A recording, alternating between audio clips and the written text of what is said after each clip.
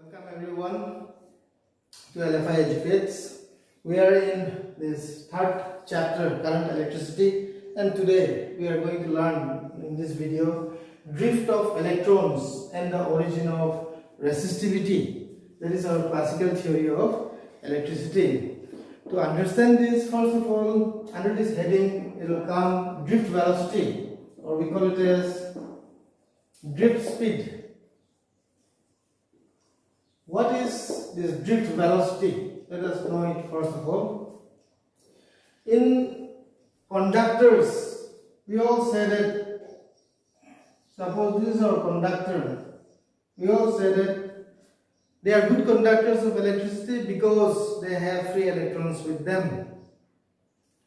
Those free electrons, if it is present in conductors, then what happens to the conductor or to the metal? Let us see.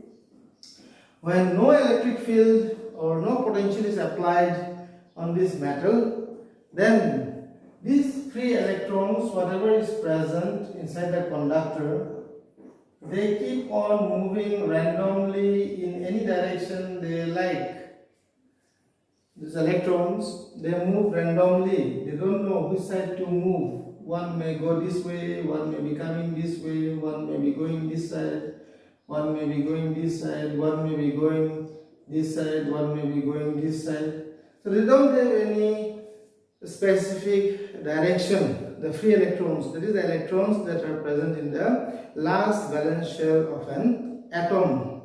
Like as if somebody has tied my head blindfolded, and then if they release me, then which side to go, I don't know. To catch my friends or search my friends, I may go this way also, I may go that way also. We don't know the exact direction, which side we are going. Likewise, these electrons also, they just keep on moving freely inside the metallic conductor without having any specific direction.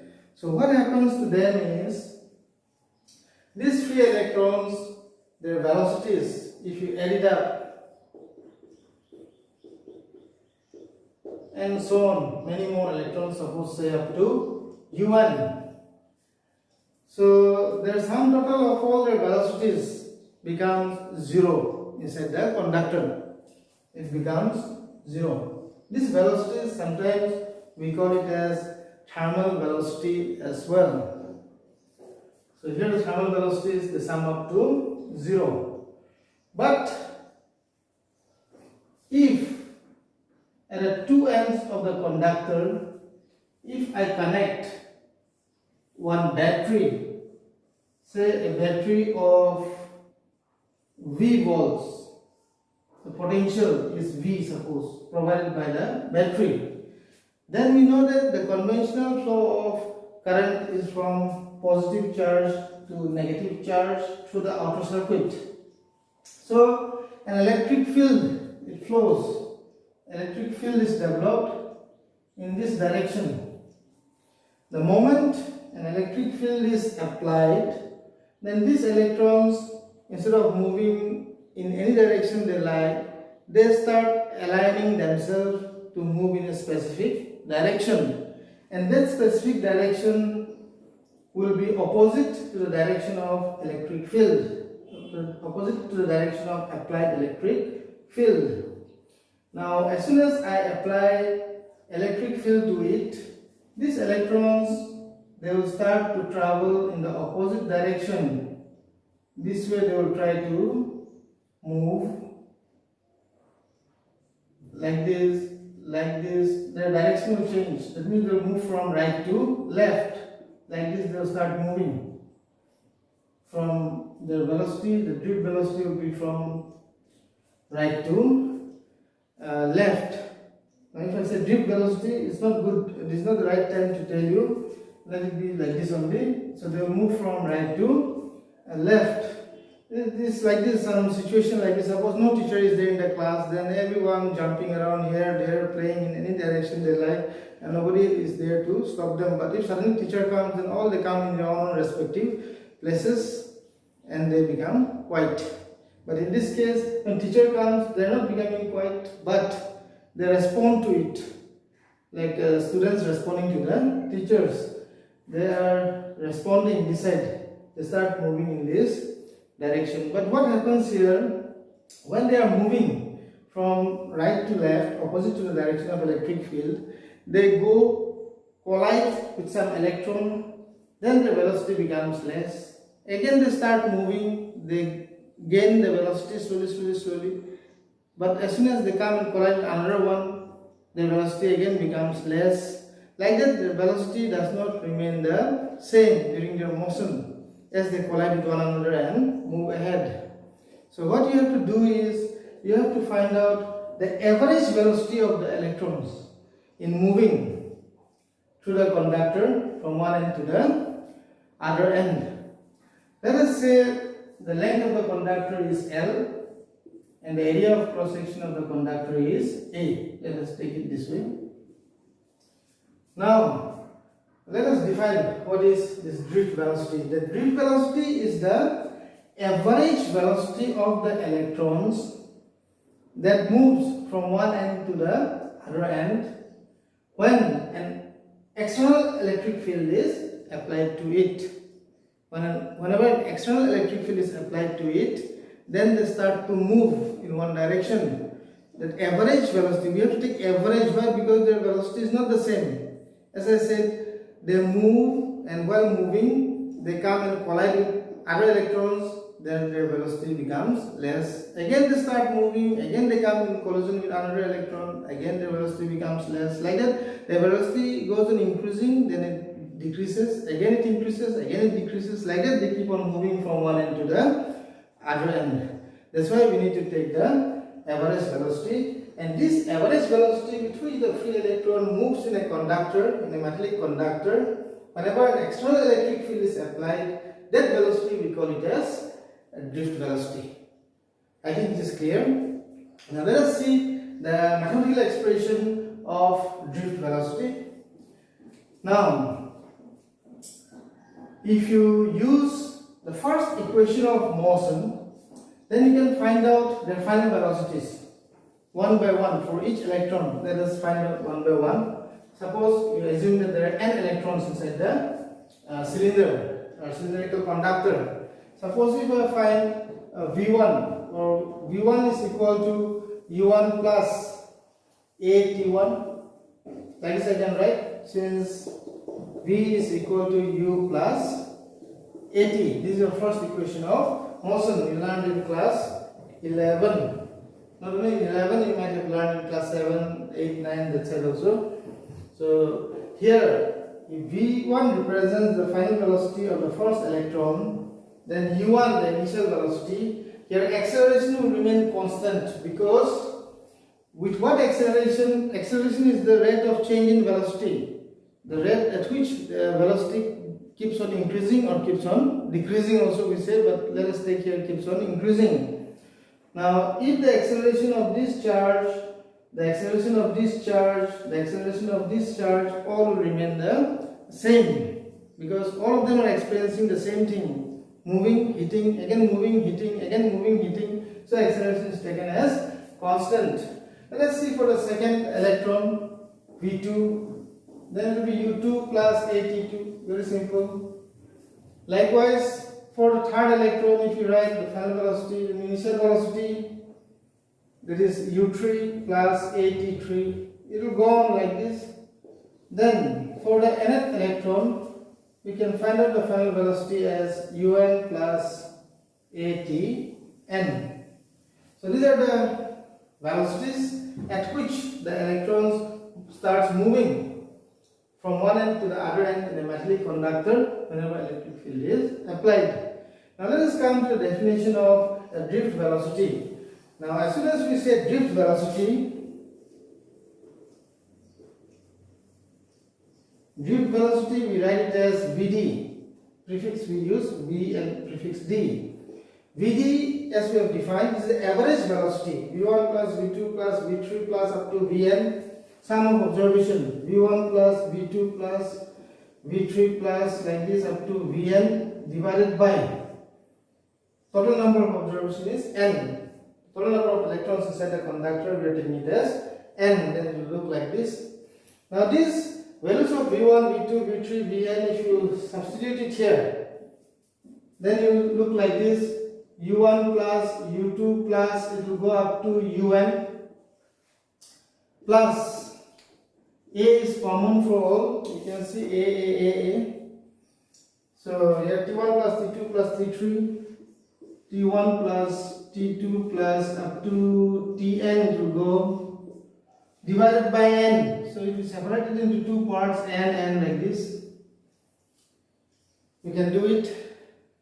Then if this U1 plus U2 plus U3, we know that the thermal velocities initially before the electric field is applied is 0. So this whole term 0 by n will become 0, plus here you have acceleration A, and then the average time taken. This is the average of all the time taken by all the electrons to move from one end to the other end of the conductor. This we call it as average relaxation time. We represent it as tau here.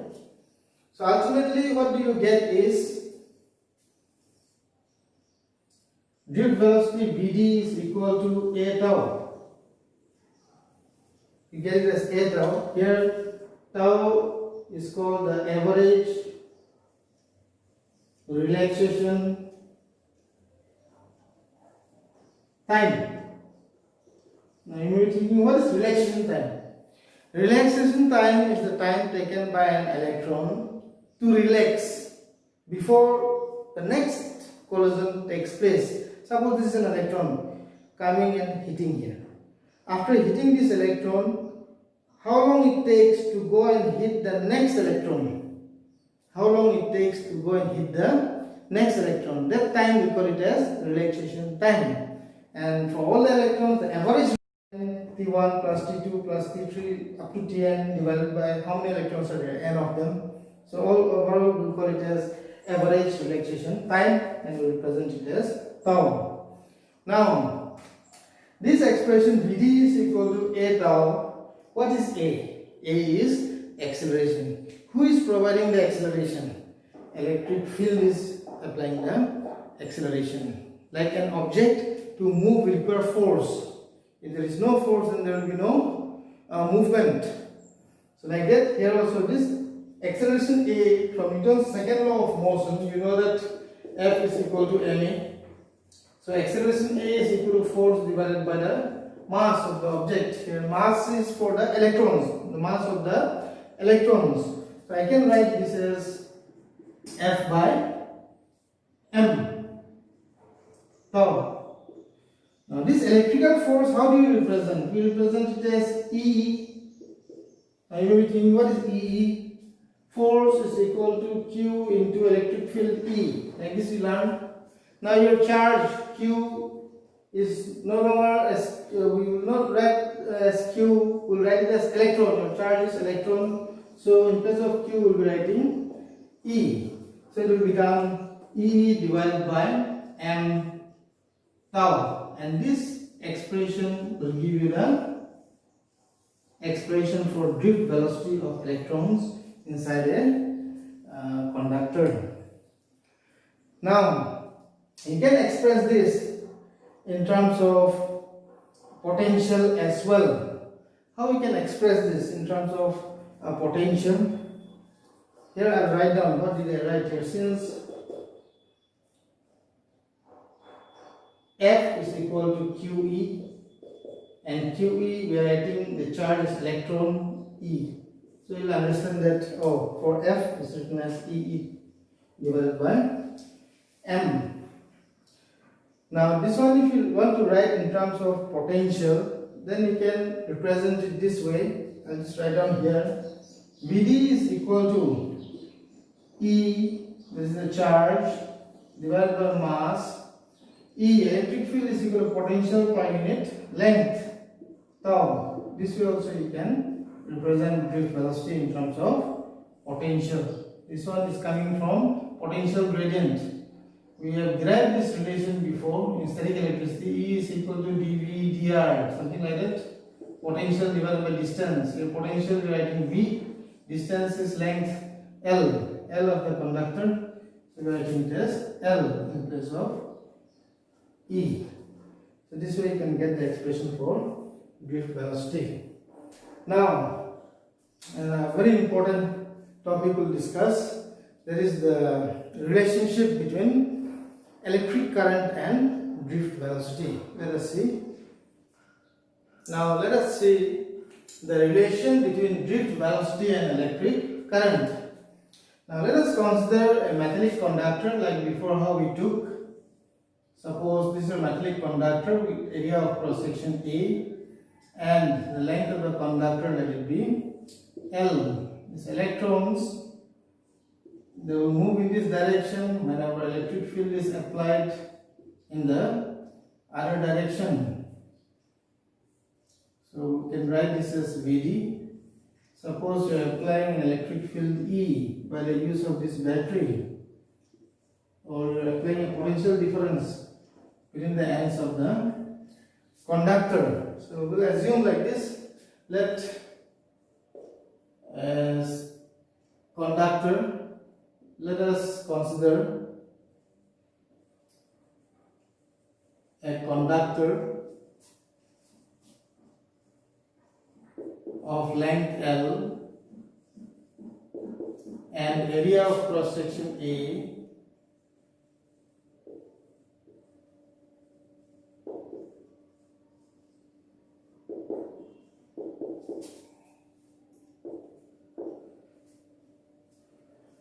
when an electric field is applied,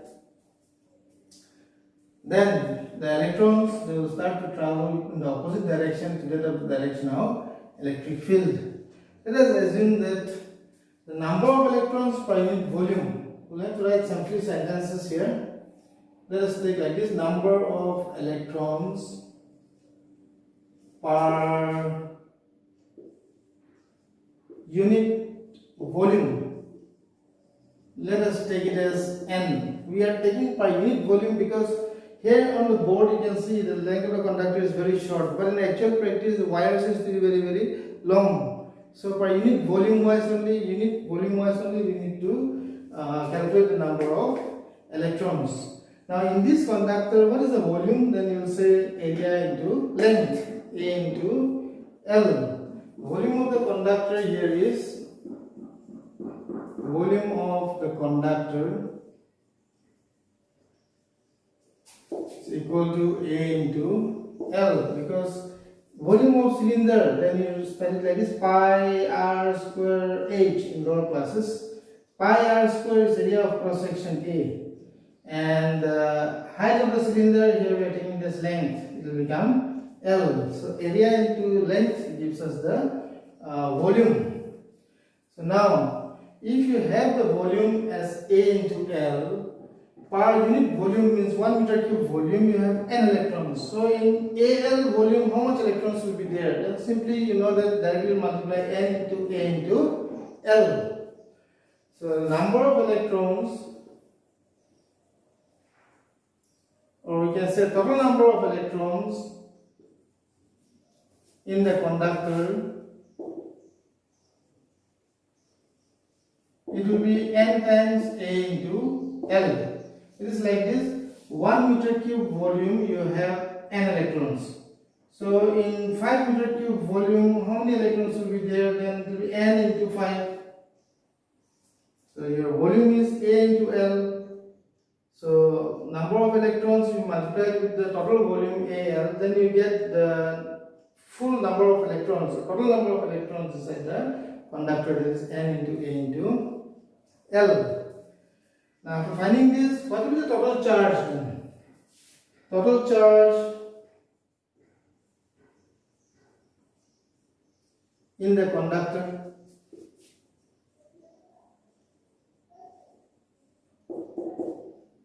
Charge of one electron, we write it as E. But how many electrons are there? Then you can see it is NaL. So it will become NaLe. So this will be the total number of charge in the conductor. Now to find out electric current, we need the total charge. That's why I found out the total charge first. After that, what is your formula? I is equal to Q divided by t. Time also you have to find out. To find out the time, you can use the formula speed. Speed equal to distance by time, like this. Speed, and your speed here is your drift velocity or drift speed. Speed is equal to distance by time. Now distance is L and time is t. So it will become t is equal to distance is L and divided by drift velocity or the speed Vd. So the time taken by the electron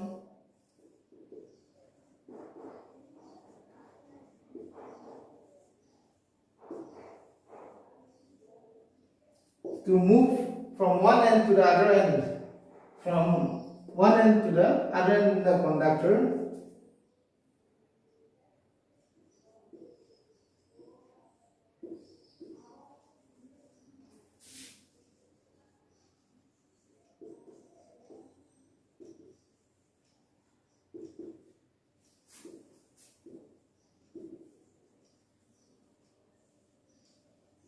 t, let us write, t is equal to, as I have shown to you there, the distance is L and the speed is the drift velocity or drift speed Vd.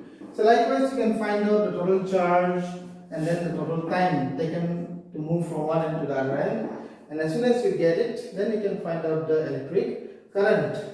Let us see, electric current I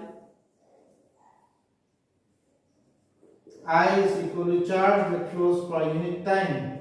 Your charge you got NaLe divided by time, here is L divided by Vd. Now this one, if you write it more properly, I is equal to NaLe divided by L. If this division changes to multiplication, get reversed. And this L you can cancel it out. Then electric current I, you can get it as NaEVd.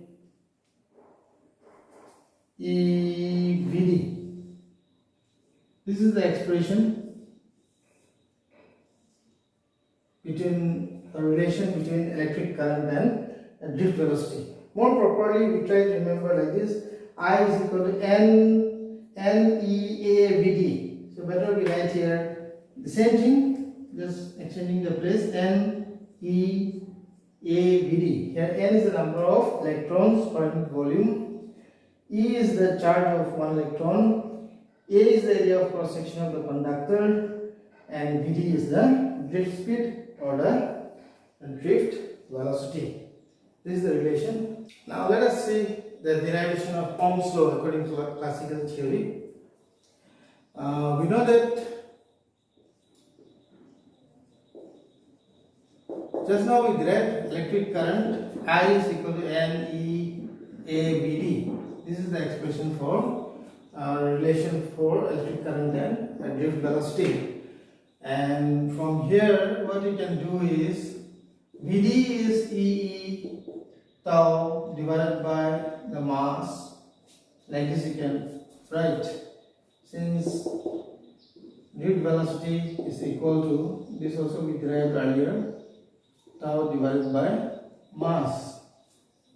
Now, if I use this E into E will become E square E tau divided by M. So here Ne square A, electric field is the gradient of potential V by L. Downside we have M tau. So till now you got I is equal to Ne square A V tau divided by M into L. So if I get the relation like this, V by I, if I write this one V, I am dividing by I, then this ml will go up here, ml, n, this n is square A tau, n is square A tau, it will come down. This term is called resistance. V by I is constant. This is termed as resistance of the conductor. This is our Ohm's law expression. This is how we got in the classical theory. So here we have to remember that R, where R is equal to mass into length of the conductor divided by number of electrons per unit volume, charge square, area of cross section into the average relaxation time tau. This is the value of resistance. So two things you come to know here: the expression for resistance as well as the derivation of Ohm's law using our classical theory. The last thing that you have to know here is about mobility. In the next term that you have to know is about mobility. How mobile the electrons are inside the conductor, if you want to know. Mobility we represent with this term mu. Mu, the mobility is equal to the drift velocity of the free electrons per unit electric field applied to it. This ratio between drift velocity, how fast they are moving, and what is the electric field applied to it, it will depend upon these two factors. The velocity will depend upon the electric field applied. If you apply more electric field, the number of free electrons moving will become more. And if you apply less electric field, the number of free electrons movement will become less. So the mobility we give as a ratio between the drift velocity of free electrons divided by or to its electric field applied. Use the expression for drift velocity, then Vd is E by m into tau, and this is E. If you put the value of Vd, you will get like this, the expression E tau divided by m. This way also you can write. Mobility for electrons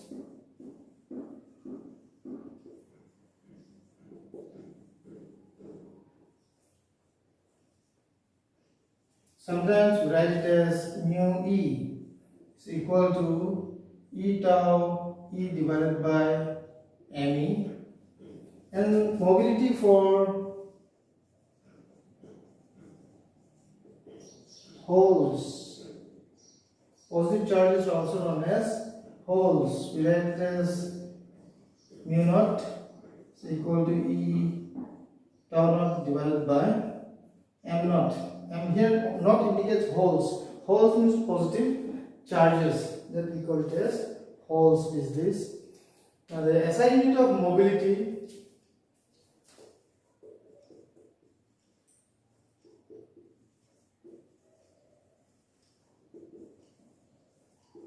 is meter square per second per volt. This is the SI unit of mobility. Now let us see about the limitations of Ohm's law. Ohm's law has some certain limitations. Ohm's law is applicable for all the metals, no doubt. That is, current and potential difference, they will be directly proportional to each other. And those materials which obey Ohm's law, we call it as ohmic materials.